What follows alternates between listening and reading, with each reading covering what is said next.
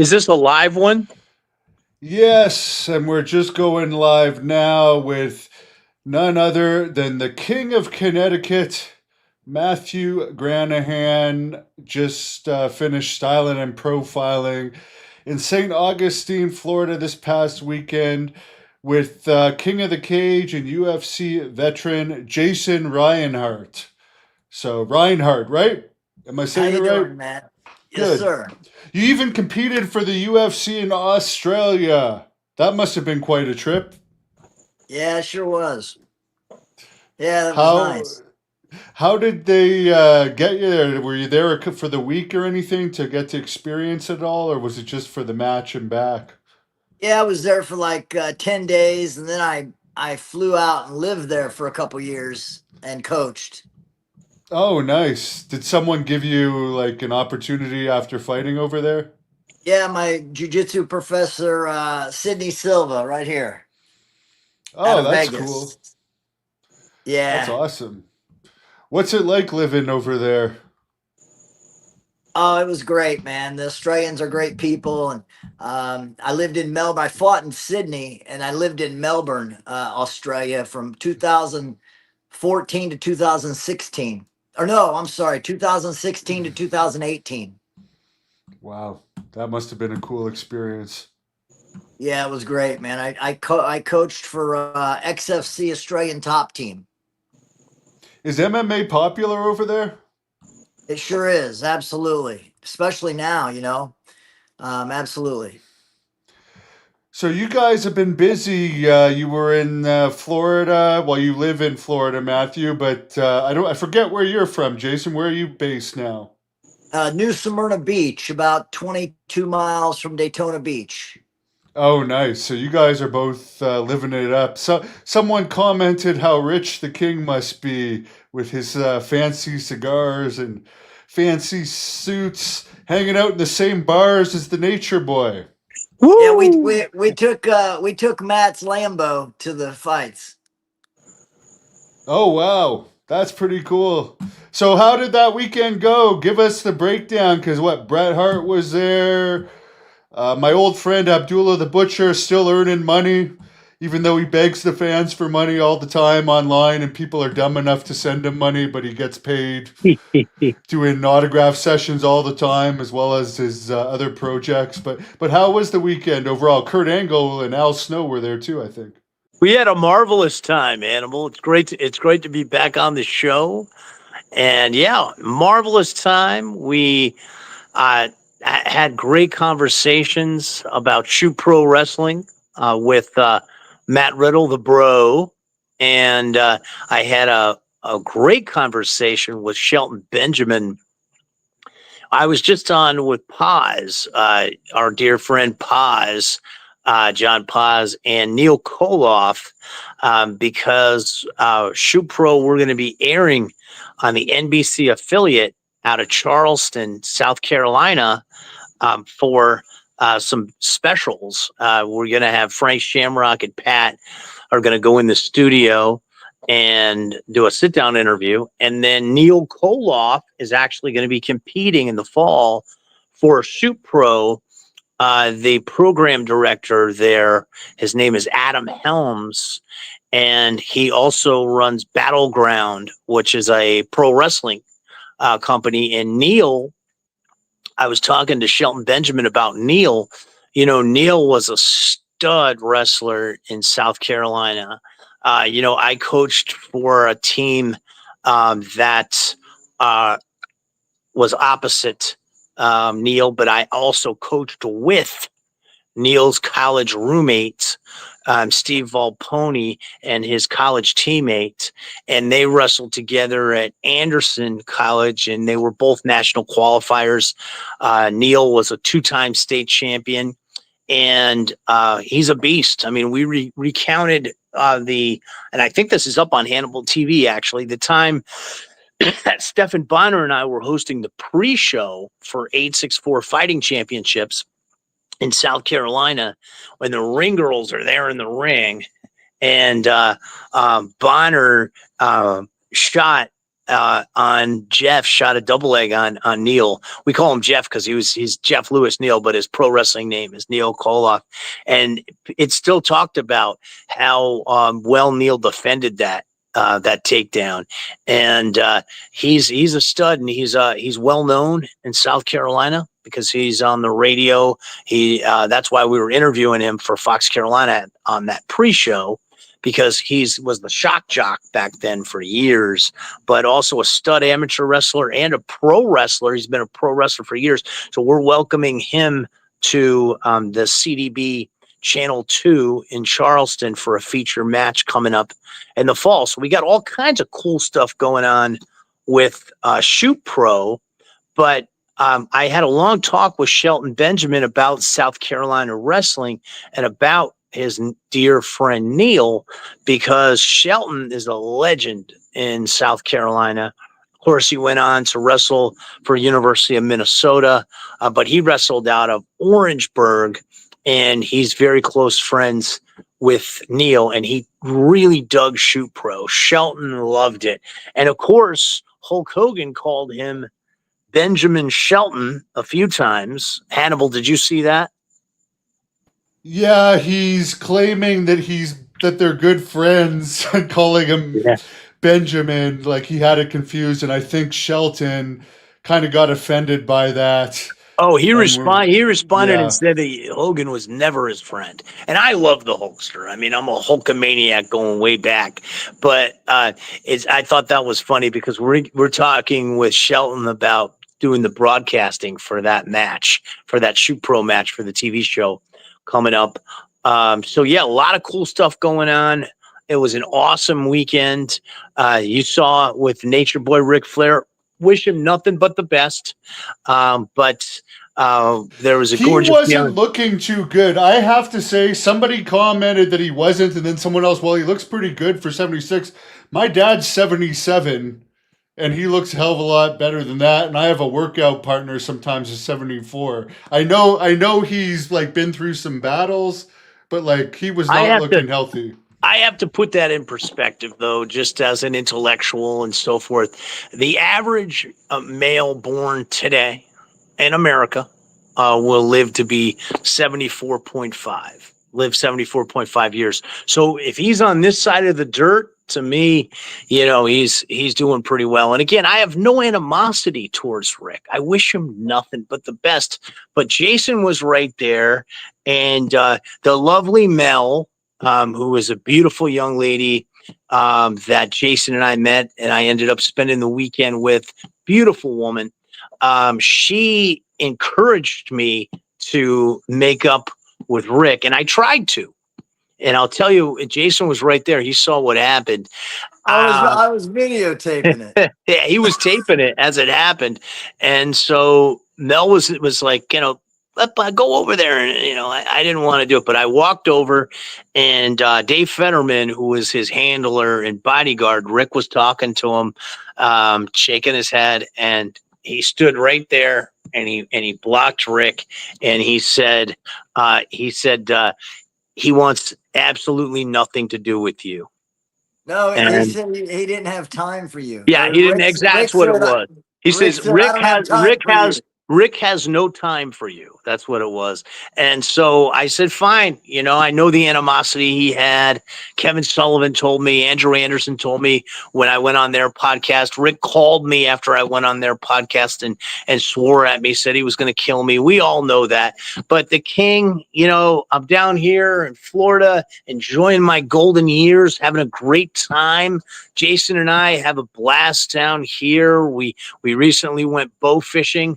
I'm trying to get Jason to go back out with me Friday night and go bow fishing. We enjoy life. I have nothing but kind words for the Nature Boy, and I wish him nothing but the best. Very interesting. Was that your first experience at a wrestling autograph convention, Jason? Oh, can you guys hear me? Jason, you there? Well, you tell me, how did Jason like the experience, Matt? Well, he was with a 7'4" Puerto Rican pro wrestler, and and I did pictures with I'm him here. and a cool video with him. And I think Jason had a blast at the convention. He had a nice chat with Kurt Angle about their similar experiences with their necks. You know, Jason actually won a fight where he broke his neck. Kurt Angle, of course, famously made that comeback, and Jason made a comeback after a broken neck. So they had a great chat. We had a great chat with Hacksaw Jim Duggan. He loves Shoot Pro Wrestling. We had a great chat with Leah James, the gorgeous British wrestler. We spent a lot of time with her. She loved Shoot Pro Wrestling. We were going around. We were showing everybody the highlights, the videos, what Shoot Pro is all about, talking to the dude, the bro, rather, Matt Riddle, talking to Bobby Lashley, talking to Hacksaw, who was a New York State wrestling champion. And he and I were talking about the upstate South Carolina and hunting up there. And he's an old hunter from Glens Falls, New York, talking about how much it's different it is than the city. And we had a great time. We really enjoyed ourselves, and we got the word out about Shoot Pro Wrestling. We were looking for Eric Bischoff, but he was not there. He either no-showed or he might have been there on Sunday. But yeah, we had an awesome time. And I want to say, Jason, and I want to explain what Jason's role is going to be with Shoot Pro Wrestling. You know, Shoot Pro Wrestling is all about the exciting matches, win by pin or submission, 3 5-minute rounds. We've got some great episodes coming out in the next few weeks here on the Hannibal TV that are going to include some coaching clips from our Presidente Pat Milicic, Frank Shamrock, and the King of Pins, Wade Chalice, from our big Vegas con and tournaments, and some fast-paced matches. Amazing fast-paced matches that I called with Jake and WWE Hall of Famer, the living legend Larry Zbyszko, great broadcaster, great amateur wrestler himself, as well as pro wrestler.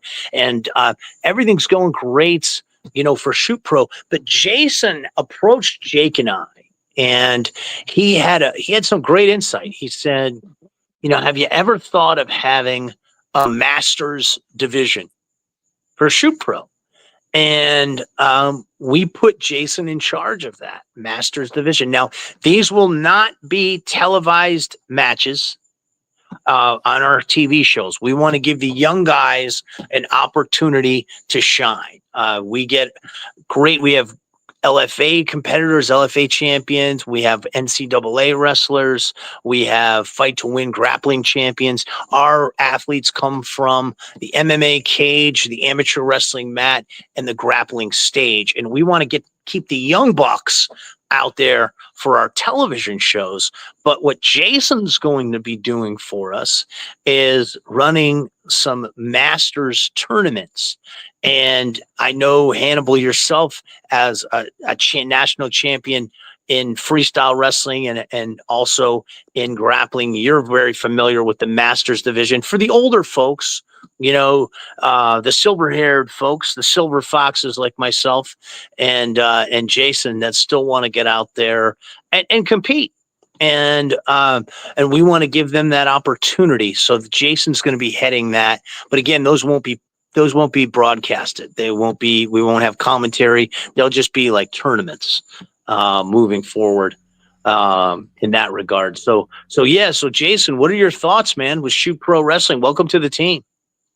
Thanks, Matt. I think it's great. You know, it's Jiu-Jitsu has the senior masters divisions. I think a lot of guys that are older would like to get out there and compete with pins and submissions with Shoot Pro. Awesome. For sure. We have a lot. I've noticed a lot of people talking about Goldberg coming back. You're talking about the older people. I mean, they're bringing him back at 58 and paying him a lot of money. King, what do you think about him coming back into wrestling? And so supposedly in the next month or so, he's going to have his retirement match. Do you think he should just go in there and squash Gunther? Because I look at Gunther's legs, and they're so thin. They're like they're just asking for a double leg takedown. I got to tell you, I don't really watch the current professional wrestling. I was just talking about this on Paz's show, and Neil and I were talking about it. And I was talking to Aaliyah James about it. I actually showed her my highlights from my tenure in the world of pro wrestling.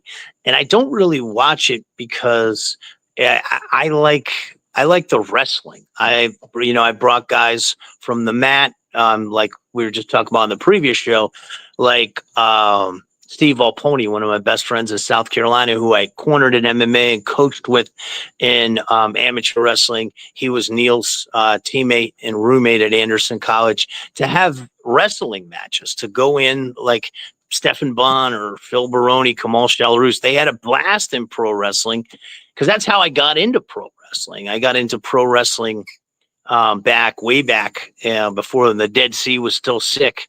Back in the 90s, Akari Judo, one of my buddies who was coaching with a rival high school, was judo with me, and he told me he was going into pro wrestling, and he took me around as his opponent. And I love the wrestling, and I love to give fans, make fans believe. And like I always said, is there's not a damn thing I do in that ring that I can't do to each and every one of you fat slobs that's paying to see me. And that's was the reality. And that's the pro wrestling that I like, the old school. And the pro wrestling today is so gymnastic, bringing in a guy that's nearly 60 years old. I mean, come on, man. And a guy really with Goldberg that really couldn't wrestle anyway. I mean, you saw how he got exposed years ago in that match that he had with Regal. When Regal actually went to wrestle him, he couldn't wrestle. So I'd like to see them in the final, in Goldberg's final match, because I think Goldberg has some animosity towards that. Well, I'd like to see Regal stretch him, and that's the thing, that hurts professional wrestling when they bring these celebrities in or they bring these old guys back. I mean, I think they ought to do it like the old Carney days, and they like Larry used to do, and he's told us the stories, is get guys from the fans in the ring and give them money, to see how long they can last with the wrestler. Pay them by every minute they can last, and stretch them and show them that it's the real deal, that it's wrestling. I mean, professional wrestling to me needs to have that integrity. Shoot pro wrestling, totally different animal. 100% shoot. Again, athletes from the MMA cage, the amateur wrestling mat, the grappling stage, they have no idea what a work even is. So asking about Goldberg, no. Bringing him in there, I mean, pushing 60 years old, no. I mean, it's kind of like when the Nature Boy was out there, in his 50s. No, I mean, leave it to the young guys. If they want to have a Masters division like we're having with Shoot Pro, but no, there's no time. There's really no place for that on television, in my opinion, Hannibal. The problem is the young guys aren't drawing anymore, so they need. I think you may have mentioned it. That'd be like, or maybe it was one of my other friends in the Attitude Era, bringing back somebody from the 1960s. Exactly. It's like if they would have brought Buddy Rogers back. Say during the Hulkamania era, or that era right after Hulkamania, they would have brought Buddy Rogers back in, or Lou Thez back in. And even as an old man, Lou or Vern Gagne would have been able to stretch all those guys. So I think that it's ridiculous. And it just shows you don't see the T-shirts anymore. You used to see the Hulkamania T-shirts. I grew up as a Hulkamaniac. That's why I got into amateur wrestling. I got into wrestling, competing in wrestling in 7th grade because I was a Hulkamaniac, brother. You don't see the T-shirts. You remember the NWO era, the Stone Cold T-shirts, the Attitude Era. I think professional wrestling has lost that sizzle, that mystique. We are putting the genie back in the bottle with Shoot Pro Wrestling because we're giving people the same rules, but in real matches. And, I wish those guys nothing but the best, of course, just like I wish Hogan and Bischoff, who are using freestyle. I just said this on the other show. I think a lot of fans don't understand. And Hannibal, more than anybody as a national champion in freestyle, how freestyle has changed. I competed in freestyle back in the 90s. Freestyle of today is more like sumo, right, Hannibal? Yeah, there's not a lot of action, and it's about getting your points and keeping your points. As far as your events, do you have any events coming up, or is it a situation where you've got a bunch of footage from past events where you're just going to release the footage? So Because I've here's had a lot of fans ask about that. Where is this Oh footage yeah, coming from? we have over 30 matches that are being edited into episodes now. Then and you and I talked about this when we had Jake on a week ago. When you were on there with Jake and I, and we have 6 episodes, 6 to 8 episodes that are going to start dropping within the next few weeks. So we're way ahead of the game when it comes to matches and episodes and footage. And then upcoming, we have Jenny Santana is going to be hosting our women's tournament in Las Vegas. And then Kamal Shalarus, who I was just with here in Florida a few weeks ago, the grand opening of his gym, which is coming at the end of the summer. We're going to have another tournament and camps out there as well. And there's some other stuff coming up that I'm sworn to secrecy that I can't say, but it is extremely, extremely exciting. So yeah, we're way ahead of the game with content. And like we say on all these shows, Eric Bischoff, and I don't know if we mentioned this. I think Jake and I mentioned this to you. Eric Bischoff was at a Shoot Pro event at Crusher Fest in Wisconsin back in 2021. He was front row and he was interviewed in the ring. So Eric, Hulk Hogan, and Izzy Martinez, who's followed scientific wrestling for the last 9 years, are all well acquainted with scientific wrestling and Shoot Pro wrestling. Jake's been the cutting edge, the man for camps for the last 25 years. And he's had Shoot Pro wrestling for the last few years. We're really amping it up now with the TV shows, TV in Charleston, like I mentioned, South Florida, Vegas, Hannibal TV, Action Martial Arts. We have our contract. We're going to start airing on Triller TV. And then we've got some other stuff that I say I'm sworn to secrecy that I can't disclose at this time, but there's a lot going on for Shoot Pro wrestling. Jason, I don't know if you've ever run into Ben Askren, but have either of you guys heard that he's fighting for his life right now from a staph infection? And Jason, have you ever had a staph infection? Because this seems very serious. It's been a couple days now. He's been in the ICU, and from what I understand, he hasn't pulled out of it, at least as of a couple hours ago. Yeah, I wish him all the best and prayers to him and his family. And fortunately, I've never had a staph infection. I've had other infections, mat infection, ringworm, and stuff like that. But no, not a staph infection. I never have had. Yeah, I want to say, thoughts and prayers for sure, praying for Ben Askren to make a full recovery. And Hannibal, some of my favorite shows with you over the last 10 years have been with the American Psycho Stephan Bonner, RIP. And Stephan got a horrible staph infection in the hospital when he was in that long hospital stay when he had the broken back. And I really wish that Ben makes a full recovery. I think there's a lot of things to be positive about. He's in great shape, and from what I understand, he had pneumonia. But I pray for Ben Askren that he can fight through this. I understand from Dave Meltzer, because he was known as a pretty good talker in his MMA days. He did better in Strikeforce and Bellator than he did in UFC because he wasn't much of a striker. He pretty much got by on his grappling. But he was going to be one of the main guys for Hogan's Real American Wrestling. He had signed with them, but they liked that he was a big talker. Do you guys have anyone from your roster that you think is going to be able to capture the audience? Oh yeah, yeah, absolutely. And I say just 2 words: stay tuned. because these episodes that are coming out in the next few weeks are going to captivate the fans like nothing else. We get some real stars, and like Larry Zabisco says, stars in the making. We are going to be making stars. Love Ben Askren. Love the way he competed in MMA. That's why he's still lucid. That was the way that I competed. That was the way that the guys I coached competed, was to use your grappling and minimize the damage.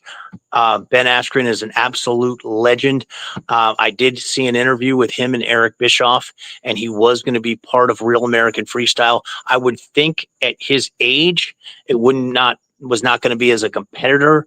I would think that he would be more as an executive or on the broadcasting team or a host. But I hope he can make it back to Real American Freestyle, and I hope he makes a full recovery.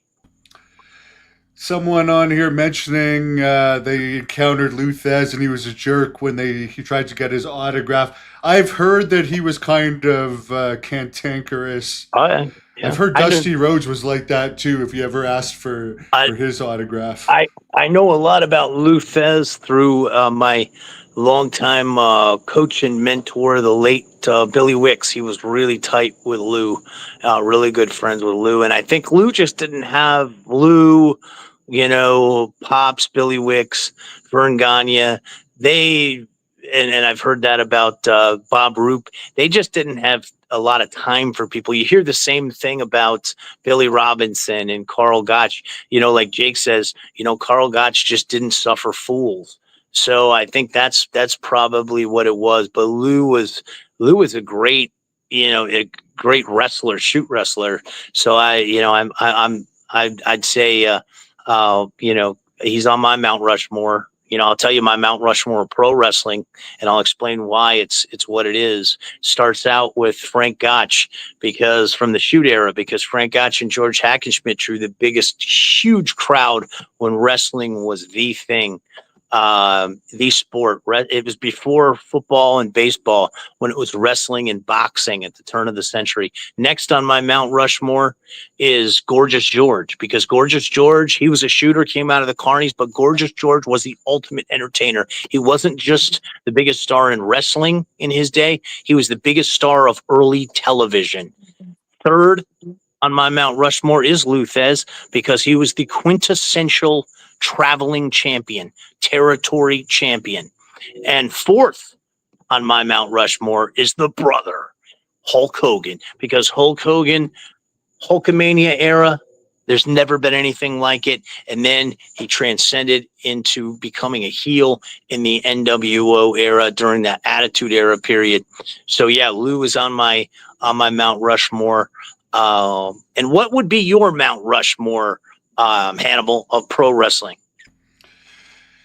I haven't really thought about it that much, but I would say the one thing for the Hogan era is they would announce a sellout when it was a sellout. Now they're going to call it a sellout no matter what now. And that annoys me that it's actually reported as a sellout, and then when you look up the actual size of the arena, it's like 12,000 people more. But they're like, oh well, we curtained it off, so it's a sellout for our setup.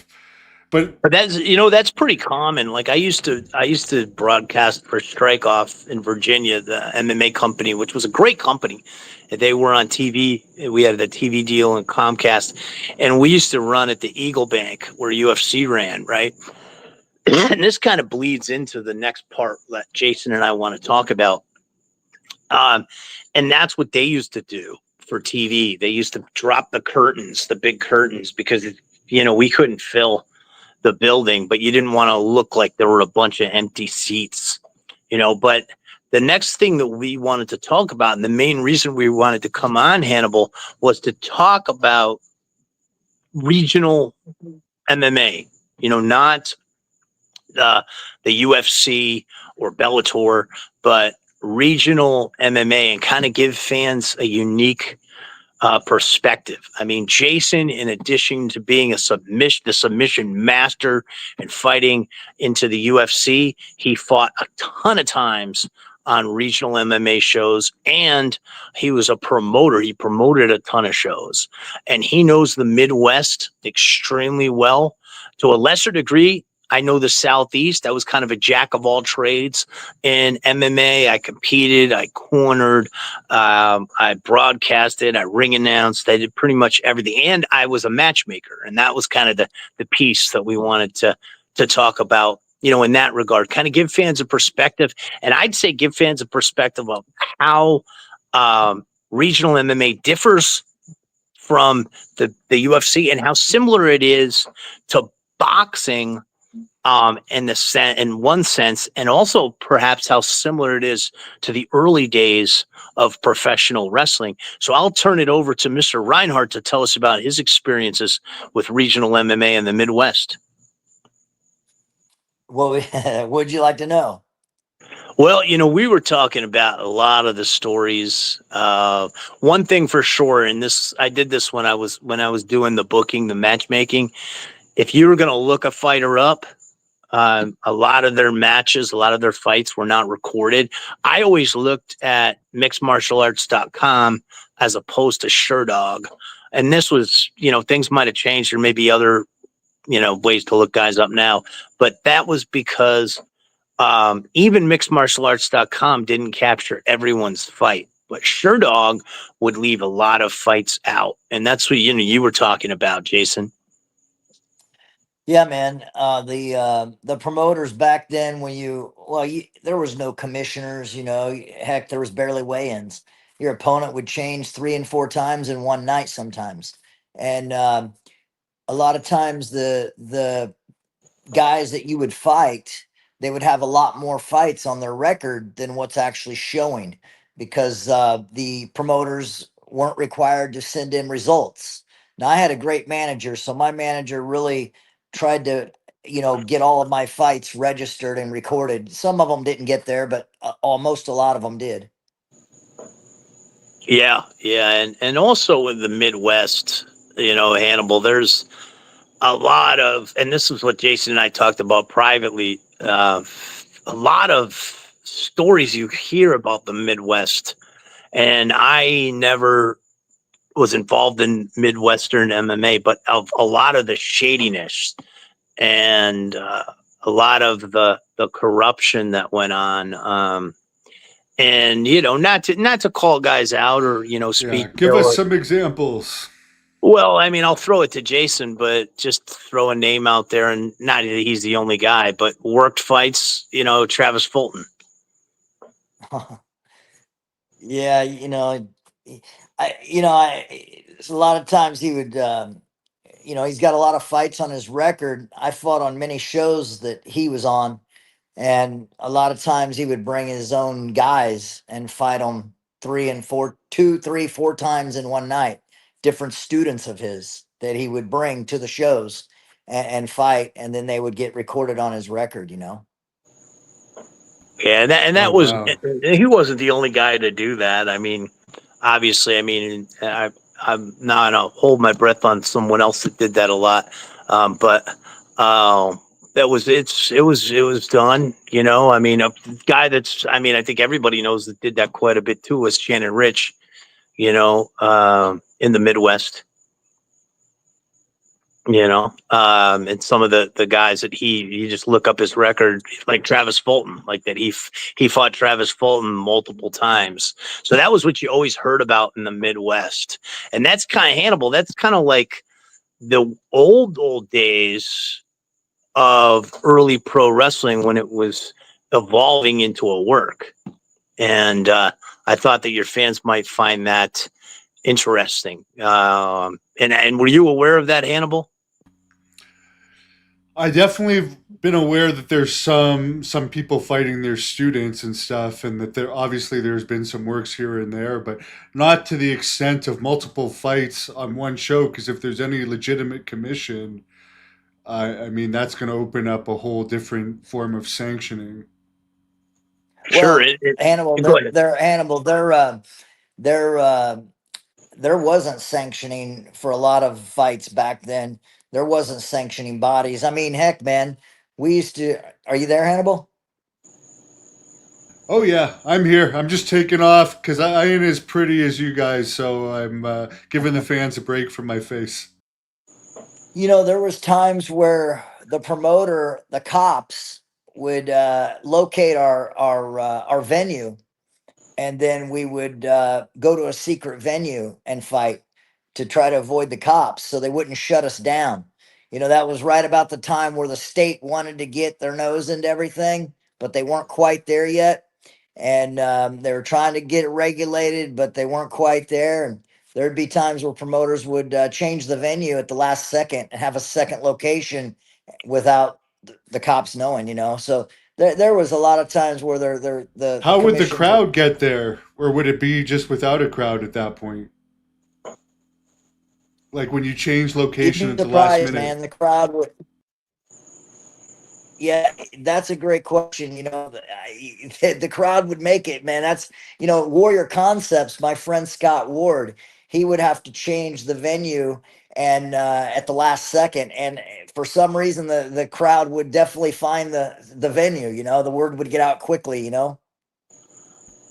Wow, and the cops just at that point did they just not care and didn't look too hard? Because that's got to be nerve wracking as a fighter. You're already nervous enough fighting, and now you got to worry about getting arrested. Oh, it was very stressful, to be honest with you. And there was yeah, and I mean, like, there were weigh-ins to a point, but not really strict way. There were a little bit, but you would go and your opponent would be so much heavier, and I mean, you had a choice either to fight or not to fight, and you trained so hard, so you fought. And that's in Hannibal. That's what happened back in the day. And when my dear friend Art Davey was the man running the UFC, UFC was supposed to run in New York, and they something happened with Extreme. They violate. I don't remember the whole. I used to know the story, but they ended up moving to Dothan, Alabama, last minute, literally like 2 days before they moved the show to Dothan, Alabama, from New York. So it even happened in the early days of UFC. But Hannibal I mean, I go ahead. Sorry, Matt. no, you get it. I'm sorry. No, no. I mean, sometimes the venue would change a couple nights before the event, when the heat would come down. But I remember one specific time that it changed the day of the day of the show. But sometimes it would change a couple days before, and then the word would get out. You had a lot of teams that competed, so a lot of teams and fans of fighters that the word would spread where the new location was going to be. All try and avoid the cops. Yeah, and in the southeast, what was and probably still is far more prevalent is when you have regional shows.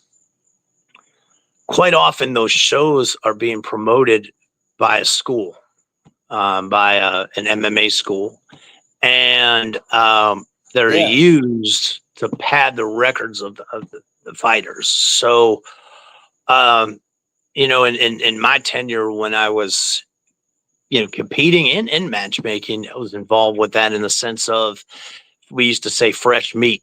Like we had a couple guys in the early days in South Carolina that were studs. I'm not gonna mention them by name, but because when I tell you, um, we were padding up their records to get them to the next level. Um, one ended up going to Bellator, the other kind of got a rude awakening in the Ultimate Fighter, trying to get in the house. But when I say fresh meat, Hannibal is like boxing, like tomato cans, where there weren't works, but you could bet your house on who was going to win. And I had one guy that was an Well, all-American wrestler that I used to match make for, and Hannibal will appreciate this when I talk about because it's like pro wrestling, where he would carry opponents. And one time he even asked me, he goes, when do you want me to finish them? Like, what round do you want me to finish them? And that was back when they were doing the boxing and MMA combo shows in the early days, where the matches were taking place in the boxing ring. So I mean, that's kind of Hannibal. That sort of has that parallel with like the old school professional wrestling, and I think a lot of fans don't fully understand that. And I've talked about with what we're doing with Shoot Pro Wrestling, but also the roots of mixed martial arts and how Japanese organizations like Fujinari Gumi and Pancras were the precursors, and Shuto. You know, my old coach and dear friend and co-author Eric Paulson was world champion in Shuto. Those organizations all came out of professional wrestling. Shuto was Satoru Sayama, you know, Tiger Mask and Karl Gotch, and Suzuki and Funaki started Pancras, and Frank Shamrock and I had a great conversation with that in our interview out at the Shoot Pro CatchCon event. So I think your listeners will be fascinated by that, because you're a combat sports channel, but you do so much with pro wrestling to understand the roots of mixed martial arts, but also the parallels to boxing when it comes to padding records, right? And Hannibal, I'm sure, you know, it's something that I think your listeners would find quite fascinating. And I know it happens on amateur shows, which it happens all the time in Canada on amateur shows, where they'll put people in the cage that Florida have used no to be all business being pro. in the cage. Yeah, Florida used Well, to. hey, well, we used at Militich Fighting Systems. He used to fight smoker shows on Wednesdays. We would get done training and go to the bar and sign up. It was all amateur. Well, you'd sign up. You never knew you were going to fight. Just fight guys off the street, you know. Yeah, and Florida used to be all pro. Like everybody had to get paid. They didn't allow amateur. But in the amateur, what a lot of the shows do that I think fans don't understand is they make the fighters sell tickets, right? So the fighters will make money selling tickets because they get to keep a piece off of the ticket price.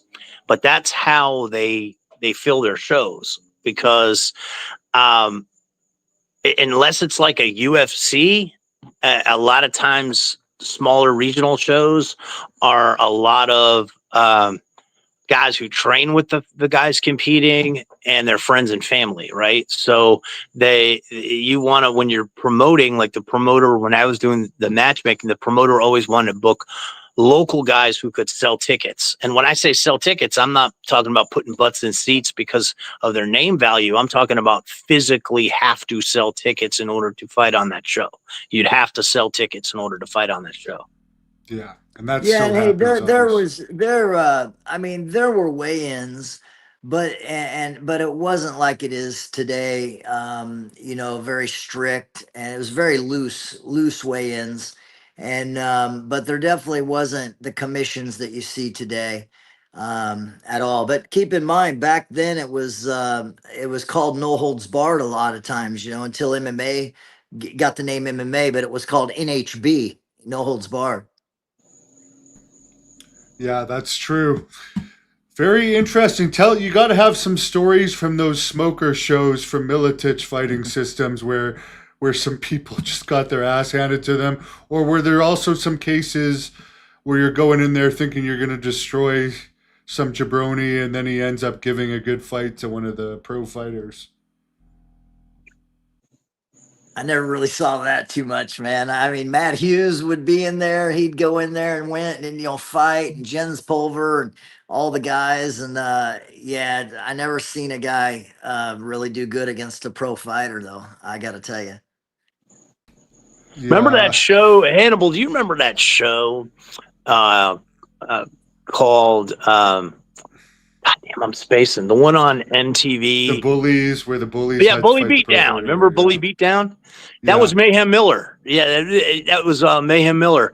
That Bully Beatdown show is kind of like that was wild. That was like a Carney style show. Jason, did you ever watch that show on MTV with Mayhem Miller Of called Bully course. Beatdown? Yeah, Yeah, of course. Yeah, for sure. that Yeah. was what it was like a lot in back in the day in the South in MMA when I'm talking about fresh meat, and nothing against the competitors. It's not that they didn't train, but they just weren't at the level. I mean, South Carolina, we had two deaths. I was actually at both of them. One guy died right at my feet when I was part of cornering Matt Covey, and he never fought in Mount Pleasant. And they stopped the show, and this is what kind of started to turn me off to MMA was the fans were all pissed off and started throwing shit and fighting in the crowd because they stopped the show. Stopped the show because the guy died. Like, and then the other one, Kamal was cornering with me on that show, and that show was in the upstate in South Carolina in the Greenville area. And I knew that Mark Mills, who's a good friend of mine, Columbia Martial Arts CMA, he was one of his fighters. And this guy stood about 6'5" and had a neck like this, like my finger. And he fought, a stocky little wrestler. And the guy took him down. The guy shot a blast double on him, took him down, and his head was literally like a bobble doll bouncing off the mat, and the referee just let it keep going. And this is like, say, from back in the day, some of these referees didn't know what the hell they were doing, and the guy died right there in the cage. So I mean, I'll tell you, and I've told Jason this is what I love about Shoot Pro. Shoot Pro Wrestling. Check out shootprowrestling.com. Is that we bring you the action without the CTE and TBI issues. Because I mean, really three of my best friends, two are dead, and one is in a Mexican prison, and I attribute that to the CTE. Oh, and you're not like TBI. Steve Austin that says it's a myth? Say what's a myth? The CTE? Steve Austin said that on the Vince McMahon documentary that CTE is a myth. There's no way. I mean, come on, man. I mean, it used to be just called Punch Drunk. Like Eric Yeah. Paulson used to have this shirt. I still have it. Eric made this shirt called Punch Drunk Killer, and it was an old dude, an old fighter that was like, it was a wild face. Eric used to make some really cool shirts, but I mean, they used to call it Punchy. But I mean, it's sad. I mean, I know guys talking about the Southeast. I know guys that I used to train with that took way too many fights. I'm not going to say his name. Pat called one of his fights when he fought in Louisiana, who are fairly young guys, now 40 or early 40s, who can't hold a job even moving grocery carts at the store. I mean, their brains are completely, gone. So I'm not a big fan anymore of the striking and of MMA or bare knuckle or any of that. I'm all in for Shoot Pro Wrestling, baby. I remember a famous one too that actually made news back in the No Holds Barred day, where some guy was on top, knocked the guy out, and then the referee let him slap the guy awake and knock him out again. And I was like, the referee actually allowed that, and the crowd's going nuts. There were some horrible referees back in the day. I mean, it's just some terrible referees that would, and it's the ground strikes that are the most dangerous. And it's interesting, and this is something that I think will be fascinating to fans, because Jason just did a tournament yesterday for one of his students that was really old school, kind of like old school Taekwondo or old school karate, where there were, because there used to be points fighting, and then it evolved into full contact karate, and then that's how kickboxing came to be in the U.S. Well, wrestling in America is the opposite. So in striking, it there became less and less regulations. Well, in wrestling, if you study the history of amateur wrestling in America, and this is in our book, the book Eric and I did, Hugo Optopolik in the 1920s created, he was the head of AAU, which ran amateur wrestling at the time, created the rules for scholastic wrestling. And if you read that passage, it's also in Mike Chapman's book, From Gotch to Gable. He chronicles it really well. He explains how there will no longer be any choke pins. There will no longer be any twisting arm locks. There will no longer be any toe holds. All the submissions were taken out of scholastic wrestling to make it safer for the wrestlers. So wrestling was watered down, whereas the striking became more open, right? So with Shoot Pro Wrestling, we truly are going back to the future. Jason is a great jiu-jitsu guy. Well, the Gracie family in Brazil, they were trained by Count Koma, Mitsuya Maeda. Pat and I always talk about this on the show because it's a fascinating history. Count Koma, he competed in the 1909 Alhambra big catch wrestling tournament, but we also chronicle in the book all the other catch wrestling rules matches that he had. And why did he train the Gracies? Well, he trained the Gracies because the Gracie family was actually originally Scottish, and they used to run the carnivals in Brazil. And Maeda, Count Koma, was a take-on-all-comers carnival wrestler, and that was the old CarnyCon where, you call guys in from the crowd. That's who trained the Gracie. So it's all roots of the same tree. So with Shoot Pro Wrestling, not only are we bringing back the pin because it's more exciting, we're also bringing wrestling back to its roots. So pretty fascinating stuff, I think, for your listeners. And when I go on the podcasts, I know it's different with you, Hannibal, because you are a national champion in freestyle, great amateur wrestler. You also won a national championship in submission grappling. So you understand what we're talking about.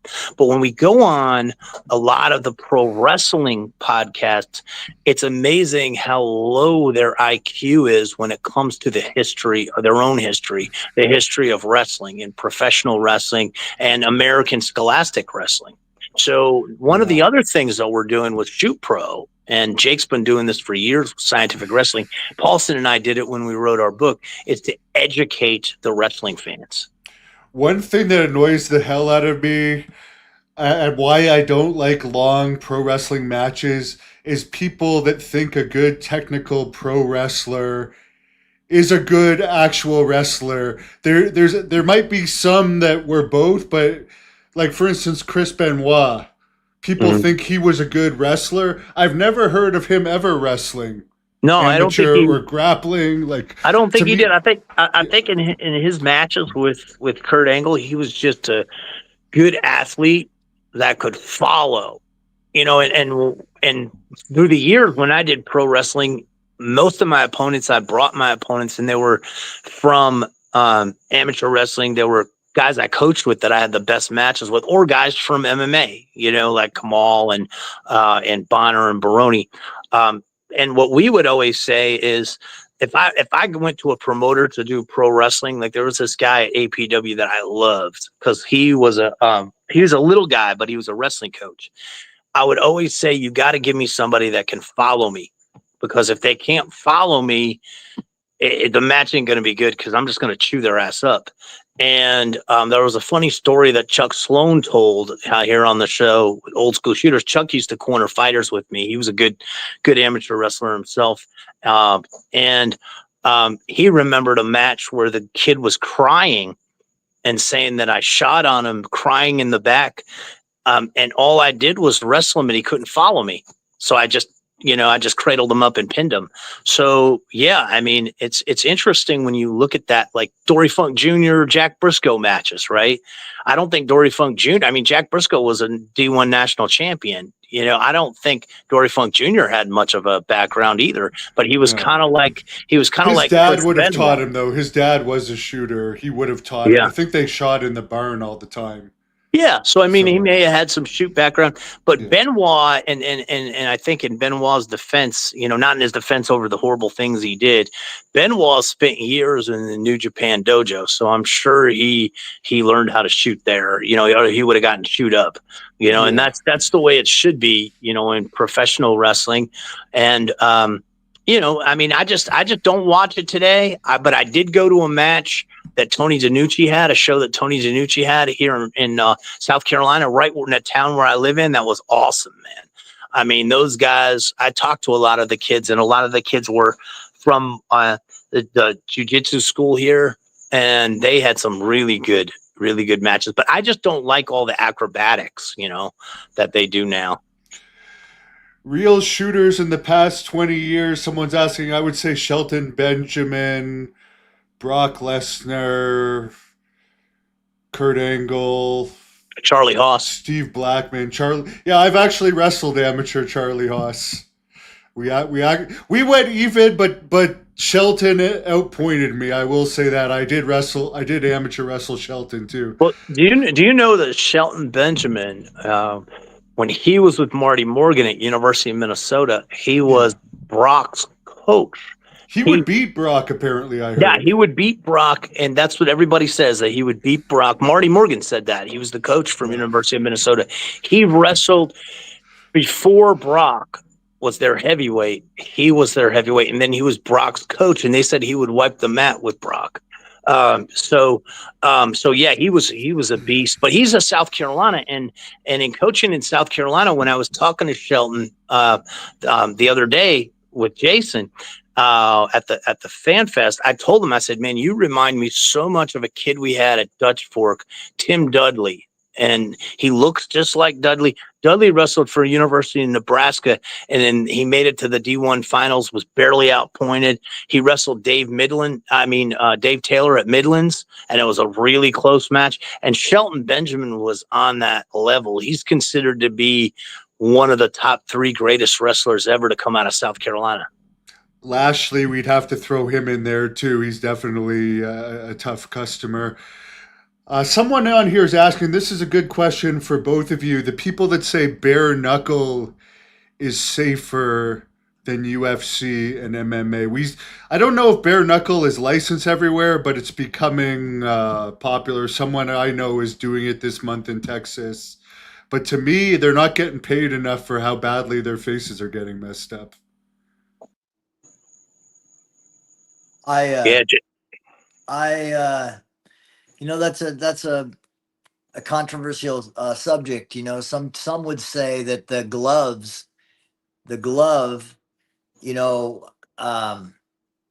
it spreads the punch out versus the bare knuckle. It spreads the punch out over the brain versus the no glove, where it's knuckle, it's bone on bone. So a lot of the cuts are superficial. I'm not saying I believe that. I'm just saying that's what the argument is. Sometimes that they say that the punch, it's pinpointed, where it's, you see a lot of damage, but the punch in MMA is spread out and jars the brain more because of the glove. Again, I'm not saying that's true. I'm just saying that's what people say.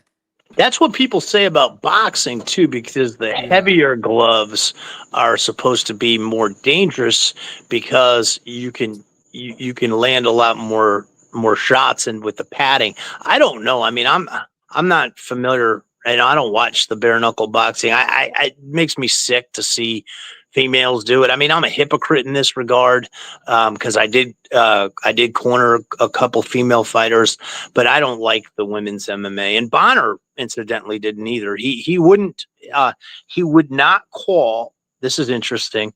When I was broadcasting with Bonner with 864 for Fox Carolina, he made it clear to the promoters that he would not do not put any girls, he called them girls, do not put any girls fights on here. I won't be part of the show. Then the last thing we'll talk about to wrap up, someone else was bringing up Luthez.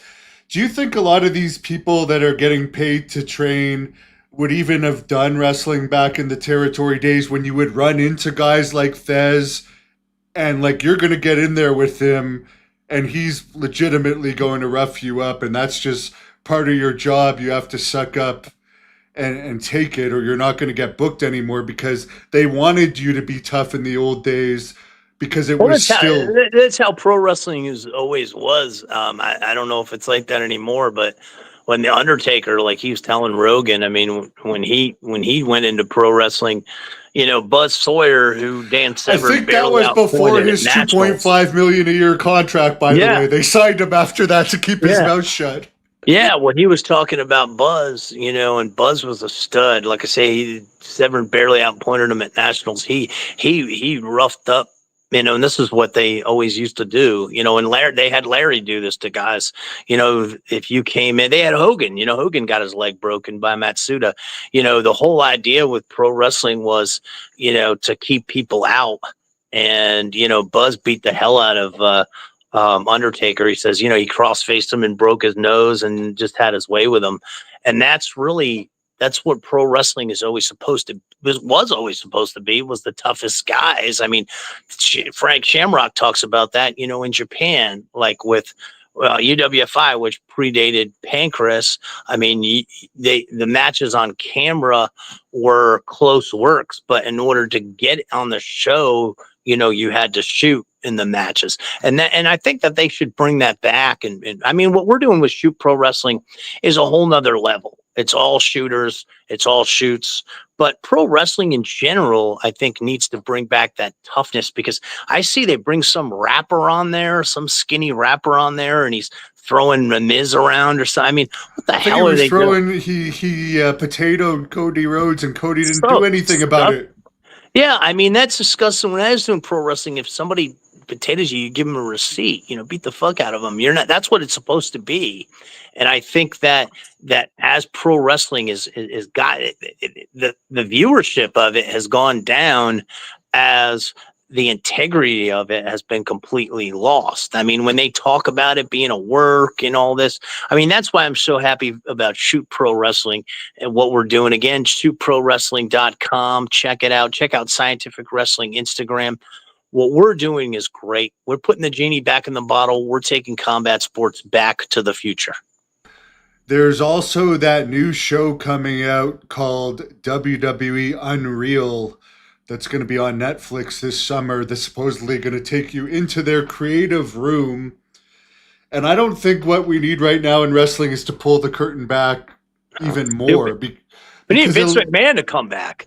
They got to get Vince McMahon to come back as a big heel, with all the stuff going on with him, man. I mean, hell, what the thing that I said this on your show, actually, when I had Renee Michelle in the studio.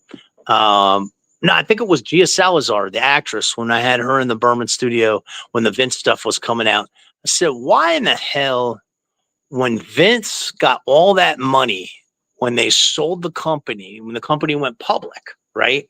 And he became a billionaire, and he was the biggest heel at the time. Why didn't he just go retire and then come back as a heel instead of running the company and living in? I'm from Connecticut.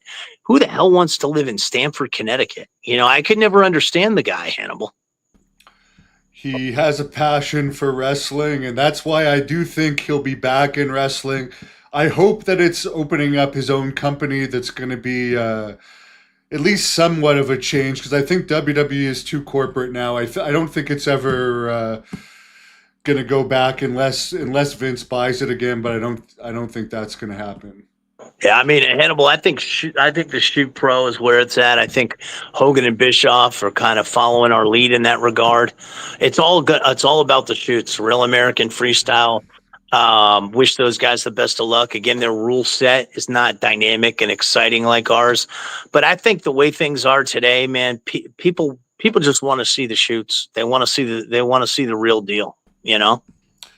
Well, I think the real American wrestling will kind of help your brand too, because people are going to start seeing the amateur wrestling on a national scale as a professional sport. And then they're going to realize even more how phony the acrobatic stuff is. I watched a little bit of the World Collides WWE AAA pay-per-view on the weekend. a guy took like a pile driver off the top rope, got up 2 seconds later, did a Canadian destroyer on the outside of the ring apron, and neither one of those were the finish to the match. I'm just watching this saying, if I'm not a wrestling fan and I'm flipping through YouTube, I'm just going to be like, this is why I don't watch it. It's so Hannibal, fake. you know this as a pro wrestler. You get a lot more fan reaction by doing less. Doing all of this stuff that you can break your neck and kill yourself.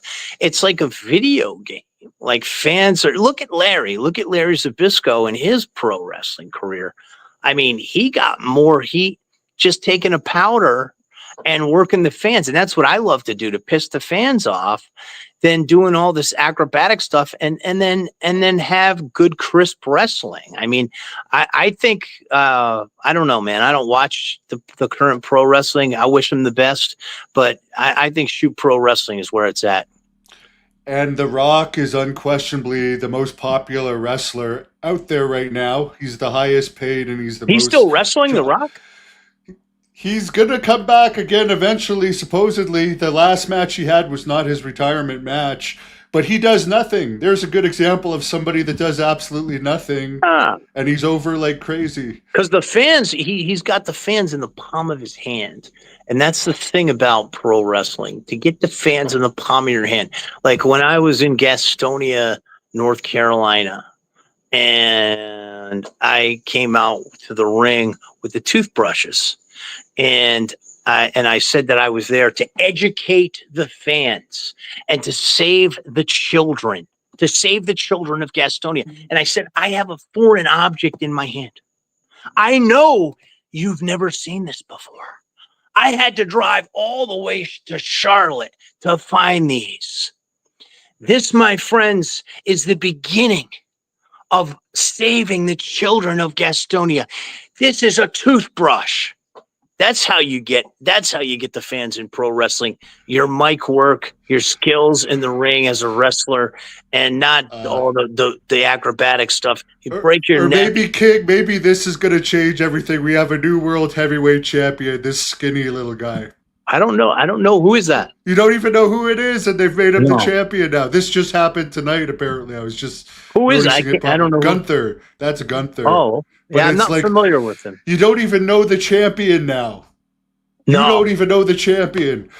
But anyways, that's what the news is in wrestling tonight, and I'll let you guys close this off. King, I know you wanted to share some type of crazy bar story about Jason too. I don't know if you want to wrap up with that. Wait, you told me that before, but Jason, I don't know if he wants to share it or not. But, I don't remember. I'm trying to. What story is that? Did I tell you? I don't know. You told me to ask him about something the last time, and then I forgot to ask him. What's that story? Maybe it wasn't that good. I'm trying to remember. Jason, do you know what I'm talking about?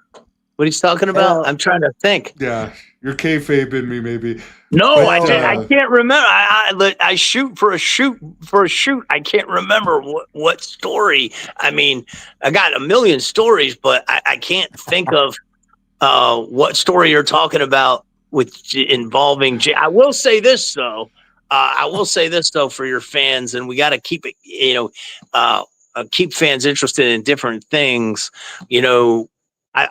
This Friday, I want Jason to come back out because we have the most fun going out on Lake George down here in Florida, Hannibal. We go out on the boat with the lights, and oh man, there's alligators swimming under us, and there are tons of tilapia here in Florida, and they bed in this shallow lake, and we shoot them with the bow and arrow with a string on it.